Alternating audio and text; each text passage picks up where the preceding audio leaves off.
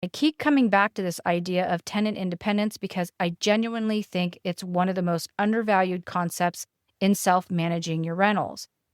We spend so much time reacting. The unit binder, it's proactive. You're giving tenants the tools to handle things before the problem escalates. Welcome to Your Landlord Resource Podcast. Many moons ago, when I started as a landlord, I was as green as it gets. I may have had my real estate license, but I lacked confidence and the hands-on experience needed when it came to dealing with tenants, leases, maintenance, and bookkeeping. After many failed attempts, fast forward to today, Kevin and I have doubled our doors and created an organized, professionally operated rental property business. Want to go from overwhelmed to confident? If you're an ambitious landlord or maybe one in the making, join us as we provide strategies and teach actionable steps to help you reach your goals and the lifestyle you desire, all while building a streamlined and profitable rental property business. This is Your Landlord Resource Podcast. Hey, landlords. Welcome back to the Your Landlord Resource Podcast. I'm your host, Stacy Casella, and joining me as always is my husband, business partner, and the man who takes full credit for systems he had zero hand in building, Kevin Kilroy. Hey, come on, I provide moral support. That's a system. I'm very involved. For most things you are. Not too much administratively, though. Anyway, it doesn't matter. I want to jump right in because today's episode is, well, we're trying to make it one of our shorties, which is nice and focused, straight to the point. And the topic is something I genuinely love talking about because it has made such a difference in how we operate our properties. Today, we are walking you through our unit binder, what it is, what's inside, how we use it, and honestly, why we think every self-managing landlord should have some version of this. Kevin and I have been doing these for a long time, and I will tell you that the unit binder is easily one of the best systems that we've put in place. It has saved us countless hours, a lot of unnecessary maintenance calls, and probably a few headaches on both our end and our tenant's end. So let's get into it. All right, so let's start at the beginning. What even is a unit binder? I know it sounds very official and very landlord professional, but I promise you the concept is generally pretty simple. In every single one of our rental units, we leave a 1-inch 3-ring binder, so it's nothing big or intimidating. It lives in the unit, and it is essentially a custom quick reference guide for that specific unit or property. Every common question a new tenant has when they move in, every maintenance question we used to get texted to us at 9 o'clock at night is answered in the binder. The cover of the binder has a photo of the building with the unit number on it, and both Stacy's and my contact information. Like phone numbers, emails, all of it. So right from day one, tenants know exactly who they're dealing with and how to reach us. And here's a little evolution moment for you. Back in the day, we used to include a full physical copy of the lease in the binder because we wanted tenants to have it handy. Well, our lease is now over 50 pages long. 50. So that idea is long gone. Now there's just a note reminding them that their signed copy was emailed to them and they can access the electronic copy anytime by visiting their email. Much cleaner, and we save a few trees along the way too. And I want to give you the before picture here because I think it really illustrates why we built this thing. So before we had these binders, we were getting texts and emails from new tenants for weeks after they would move in. Which trash bin is picked up on which day? Why is my dryer showing an error? How do I set the ceiling fan speed? And, a lot of these things were all very valid questions, but multiply that across every unit and every new tenant and every new lease renewal. And you guys, it adds up pretty fast. The binder answers all of that before they even have to ask us. And this is the whole philosophy behind it, tenant independence. We want our tenants to feel confident and capable of handling everyday things without immediately reaching for their phone to text us. Okay, so let's talk about what's actually inside the binder. The first major section is titled Important Information About the Property. And this is kind of the meat of it. This is all the stuff that you, as a landlord, know by heart because you've owned the property forever. But your brand new tenant has zero clue about it on day one. Let's start with trash. We note where the dumpster is, what the pickup schedule is, what the lock code is, and because our particular dumpster lock is honestly a little quirky, we include a QR code right there in the binder that links to a how-to video on exactly how to open and lock it. I'll talk more about how we do the QR codes and videos in a bit, but just know that this kind of thing is a game changer. Then we cover the back patio, which key opens the gates, that the furniture needs to be covered when it's not in use. And please, for the love of all things good, clean the grill before you cover it back up. Nobody wants to fire up a crusty grill that's left over from the last tenant. We note where the internet and the phone access panels are, where the electrical meters are in case of a power interruption, and maybe they have to reset it, where the gas meters are, and that we actually keep a gas shutoff tool hanging right on the meters in case of the need for an emergency shutoff. We note exactly where all this stuff is in the binder. And that cool gas shutoff valve that we leave there is only $4.50. So if you guys have gas to any of your units, you need this on the meter in case of an emergency. You know, for us, we're in earthquake country. Some of you might be in wildfire areas or hurricane or tornado zones.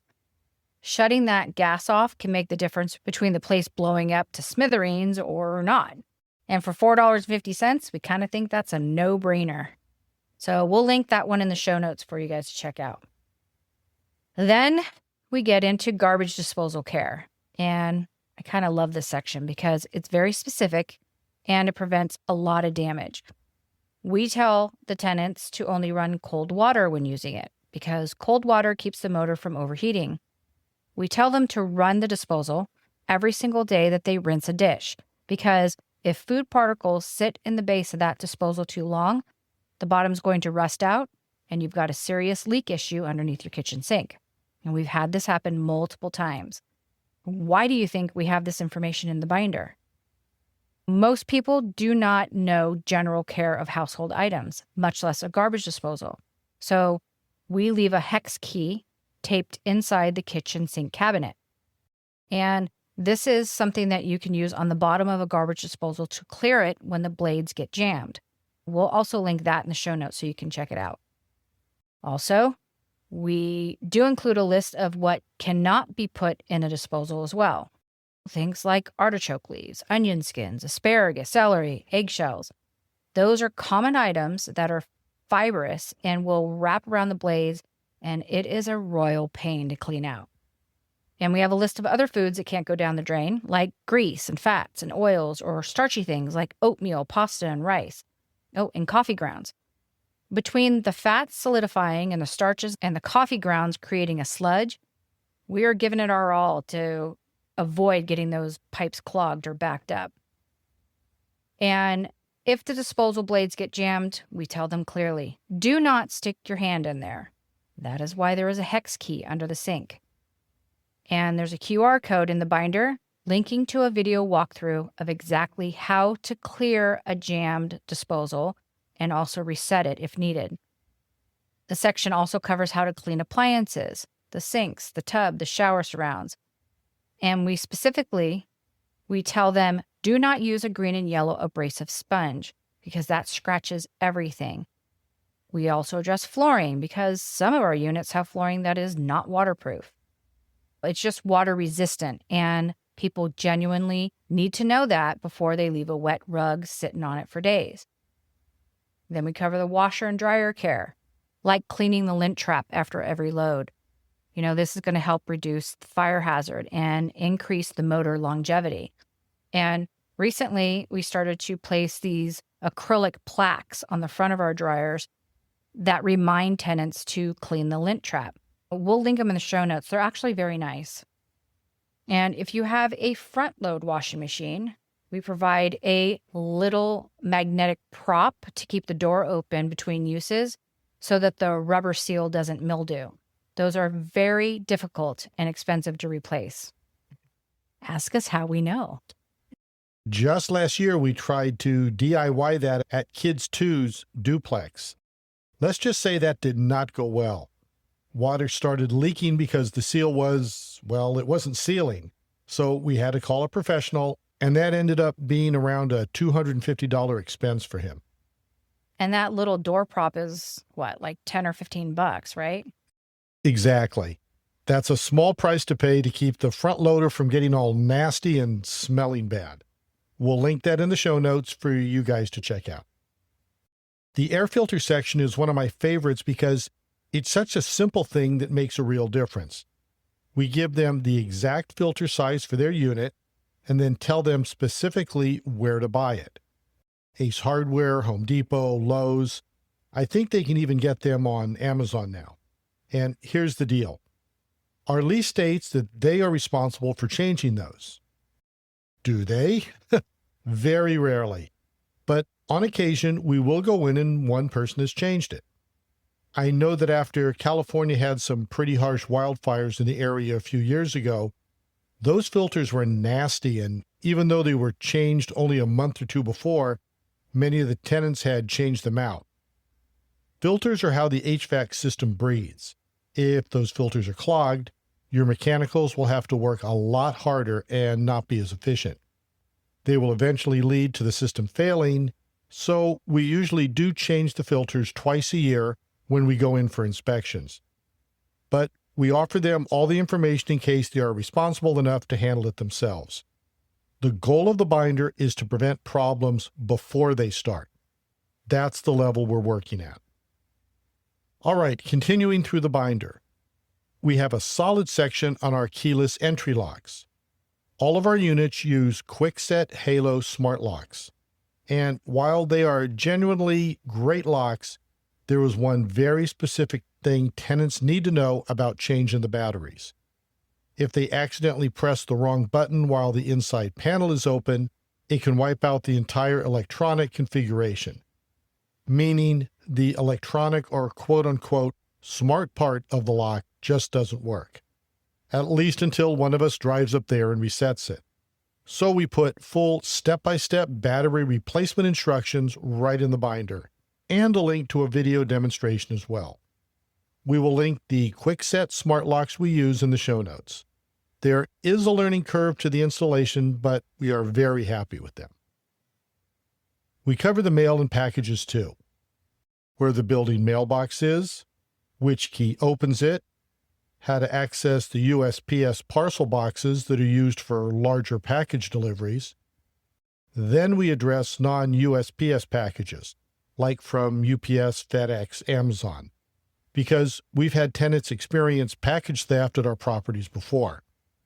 So we proactively tell tenants in the binder to consider using Amazon hub lockers or UPS or FedEx access points instead of shipping directly to their door. I'd much rather get ahead of that than deal with a frustrated tenant whose package is gone. Parking is all in there too. Our properties are street parking only with a 2-hour limit unless you register with the city for a free unlimited permit. We include the exact website link so they can go do that. And we remind them about the Thursday morning street cleaning restrictions. Again, these are things they'd have to learn the hard way otherwise. We just put it in front of them. Yeah, the inspection section is one that I feel strongly about including because I know probably that some landlords worry that talking about inspections up front are going to make tenants nervous or defensive. But we found the opposite to be true. When you explain it clearly, here's when we do it, here's what we're checking, and here's why, it removes all the suspicion. We do our inspections usually twice a year. We're checking water lines under the sinks, the toilet, the washing machine connections for leaks. We're also servicing the HVAC each spring, replacing air filters, testing smoke and carbon monoxide detectors, and checking windows and door locks and the weather stripping as well. And we tell them all of that in the binder. We're not snooping, we're maintaining. And when they already know that going in, there's no drama when we reach out to schedule this. After all that property information, the binder is organized into tab divider sections. And this structure keeps everything really clean and easy to reference. So our first divider is simply titled Rent.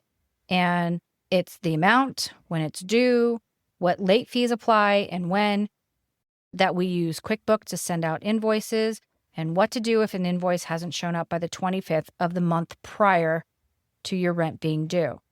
Because we would always rather get a heads up call rather than have a tenant just not pay because they didn't receive the invoice. Which has happened. And then they get pissed when we tack on the late fee. Just recently, someone tried to tell us that they didn't get their invoice, so they didn't know how to pay. So Stacy pulled up their lease and referred to the unit binder, all which clearly stated where to send the rent on the 1st. Yeah. And I likely would have given them a little break, but they didn't contact us until the 3rd of the month.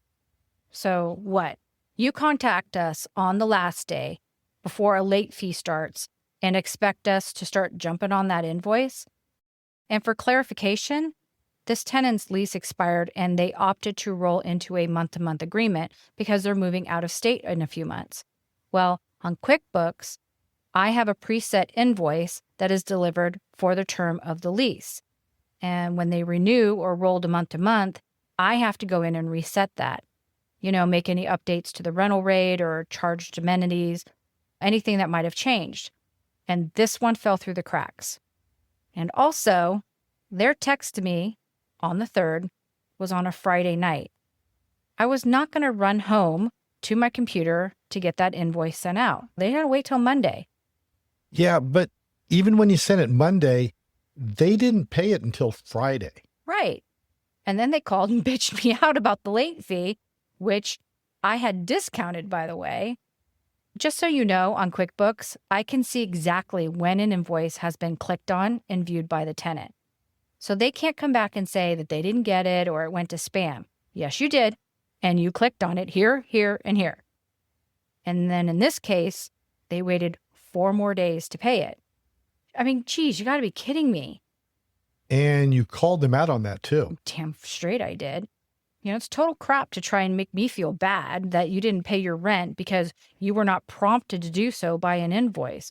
Rent is due on time, whether you pay an invoice or send a check or drop it directly to my house. Anyway, enough. The divider tiled rent handles all of that. The second divider is our legal and compliance section. So California requires us to provide certain disclosures to tenants, and some of them are really long documents. The lead-based paint pamphlet alone is about 20 pages. So we do email all that when we send the lease, and we include hard copies of the longer ones in the binder. Sacramento also recommends, does not require, but recommends a residence rights flyer, and we include that as well. We're not duplicating every single disclosure from the lease itself, just the ones that are substantial enough to warrant their own home in the binder. Okay, the next divider is trash sorting guidelines. Sacramento, like a lot of cities, has specific mandates about what goes in trash versus recycling versus green waste. And if tenants sort it wrong, we can get fined. The city actually provides printed flyers on this, so we just include them right there in the binder. Easy fix. And then there's the roommate agreement divider. Now, we have a whole separate episode on why we're not particularly fans of the roommate-tenant setup. And I'd encourage you to check it out. It's episode 119, and you can find it at yourlandlordresource.com/episode 119. It will also be linked in the show notes. But the reality is, roommates happen. And when they do, a written roommate agreement between the tenants can make a big difference. We are completely clear in the binder that we are not a party to that agreement. It doesn't affect the lease, and we are not getting in the middle of their disputes. But the tenants themselves benefit from having something in writing. It covers how rent is divided, who pays which utilities, what happens with the security deposit, guest policies, cleaning responsibilities, and what happens if one person wants to leave early. We include a page explaining why it matters and a sample template that they can use as a starting point. And the last divider is my personal favorite, the appliance section. So the first page is a list of every appliance in the unit with the manufacturer name and model number. And this serves two really important purposes. First, if something breaks and we need to call a repair person, we have all that information right at our fingertips. No hunting around trying to remember what brand the dishwasher is or pulling out appliances from the wall to try to find that sticker on the back. Second, if a tenant breaks a knob or a handle or needs to order a replacement part, they have everything they need to find it themselves. But here's where it gets good. In addition to stuffing thick paper user manuals into the binder, that nobody actually reads anyway, we created a custom QR code for each appliance that links directly to a PDF of the user manual online. Tenants can scan the code with their phone camera. The manual opens right up on their screen, and they can reference it from anywhere. It takes about 2 minutes to set up per appliance, and the result is a binder that is genuinely useful. I mean, I love it. Okay, so we've mentioned QR codes a few times now, and I want to pull back the curtain a little on that because I know it sounds technical, but it truly is one of the simplest things that we do. We use a free website called QR Code Generator. Just Google it. It'll come right up. And what I do is I find the document or the video I want to link to, copy the URL, paste it into this QR generator, and it creates a QR code instantly.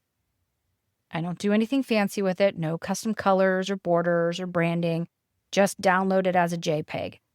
We drop it right into our binder template that's in Word, or maybe you guys use Google Docs, and then we print it out. Done. Any smartphone camera can scan it. It costs nothing, and it takes like 2 minutes per code.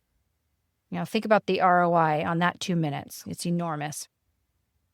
Now, the videos that we make that those QR codes link to.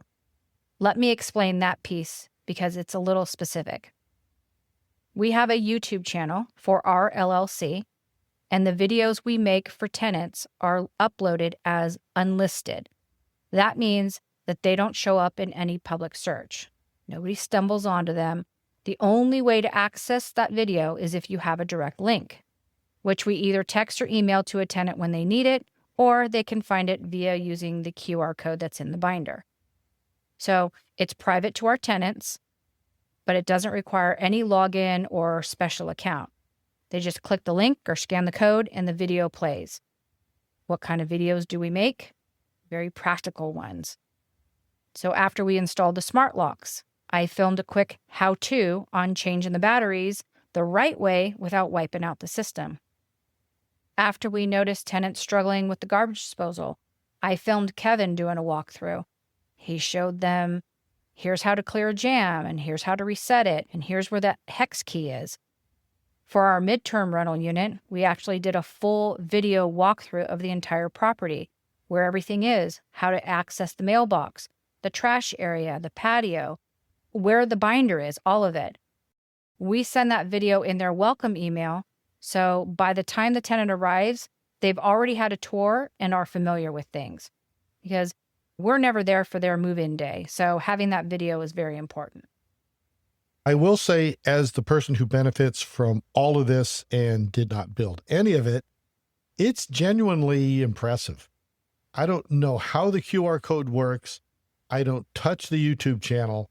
What I do know is that my phone is not blowing up with tenant questions the way it used to be, and that is priceless. Stacy, you've basically created a self-service tenant support system out of a binder and a free website.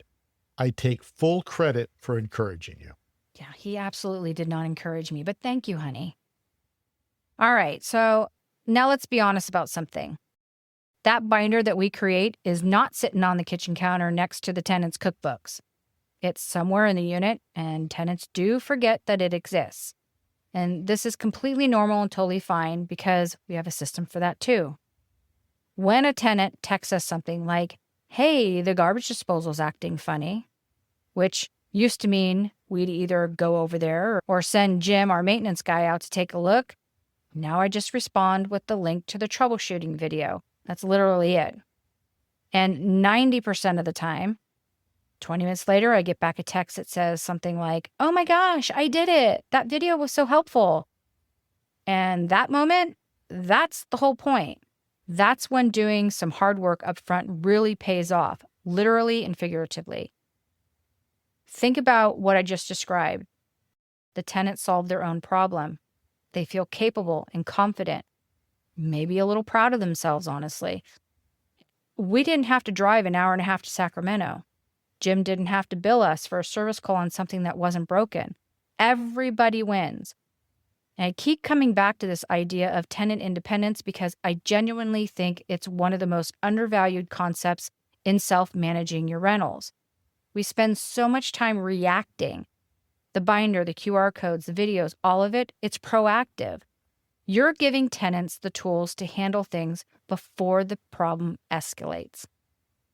There used to be these great public service announcements on NBC, The More You Know.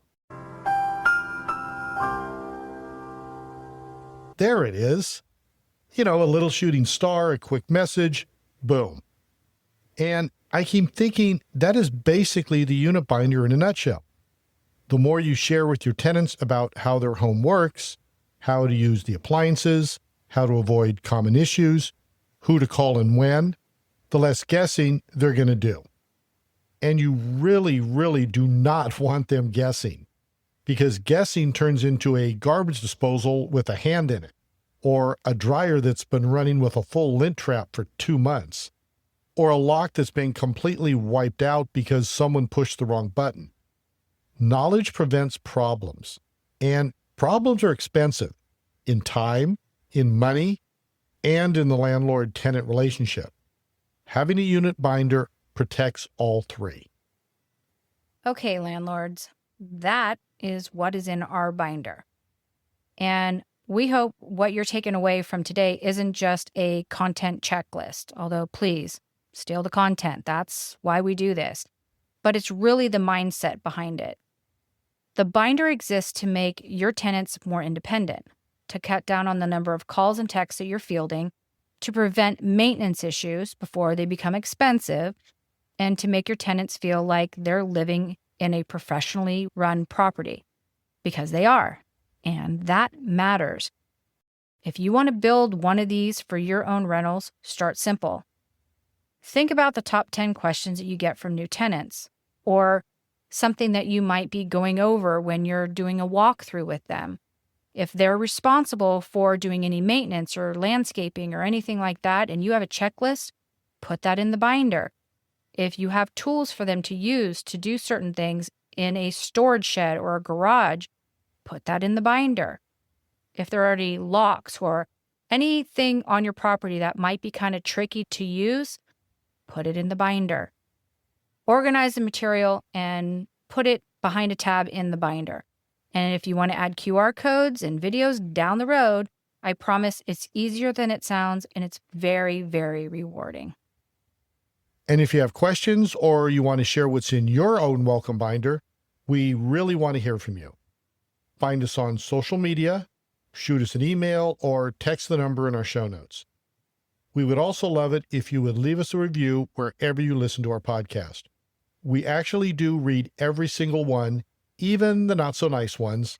Mostly we love the nice ones, but we appreciate all of them. Yeah. Hey, thank you guys so much for spending time with us today. We do not take it lightly that you trust us to be a part of your landlord journey, and it really is one of our favorite things. So until next time, you've got this, landlords.